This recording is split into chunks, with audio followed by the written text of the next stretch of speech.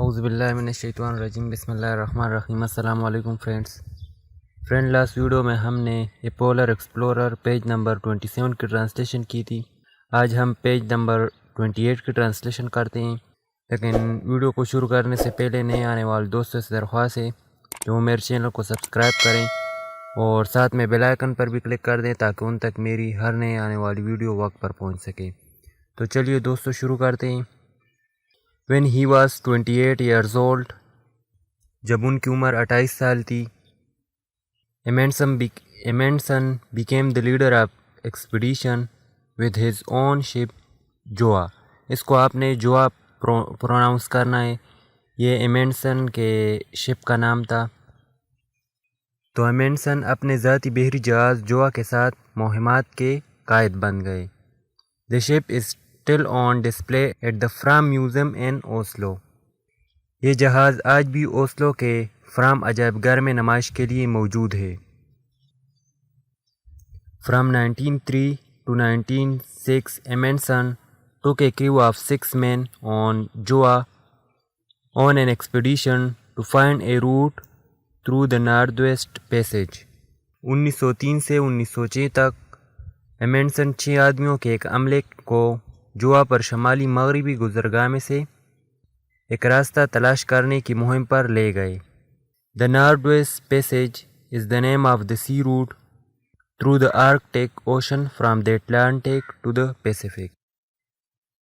شمالی مغربی گزرگاہ بحیرہ اوقیانوس سے بحر الکاہل تک بحیرہ منجمن شمالی کے بیچ سے گزرتے ہوئے ایک سمندری راستے کا نام ہے۔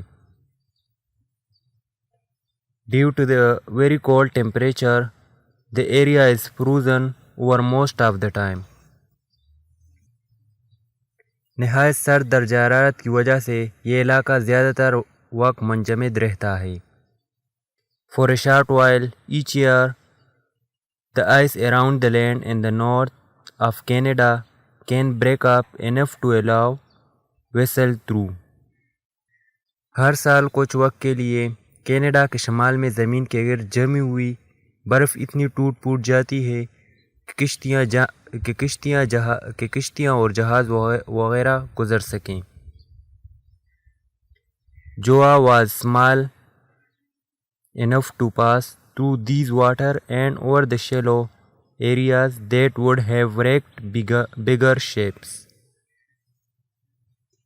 جوا اتنا چھوٹا تھا کہ ان پانیوں میں سے اور اتلے حصوں میں سے گزر سکے جو کہ بڑے جہازوں کو ڈبو دیتے۔ During the winter when the ship was frozen into ice، سردیوں کے دوران جب کہ جہاز برف میں جمع ہوا تھا، the crew watched the Inuit who lived there and pick up important Arctic survival skills such as using dogs to travel by sledge۔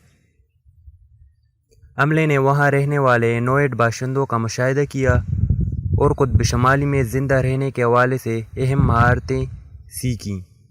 such as using dogs to travel by sledge، جیسا کہ برف گاڑی کے ذریعے سفر کرنے کے لیے کتوں کا استعمال۔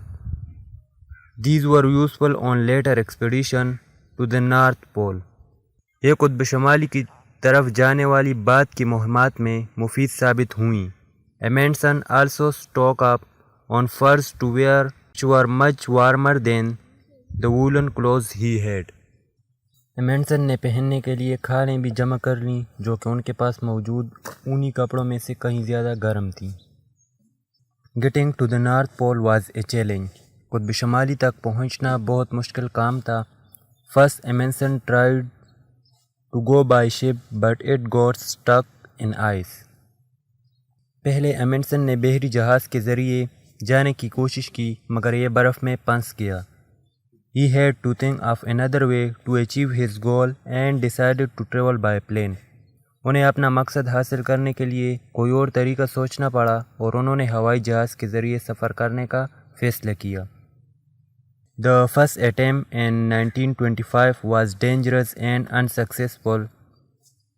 1925 میں کی جانے والی پہلی کوشش پرخطر اور ناکام تھی۔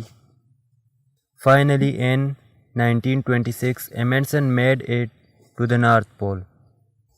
بالآخر 1926 میں امنڈسن قطب شمالی پر پہنچ گئے.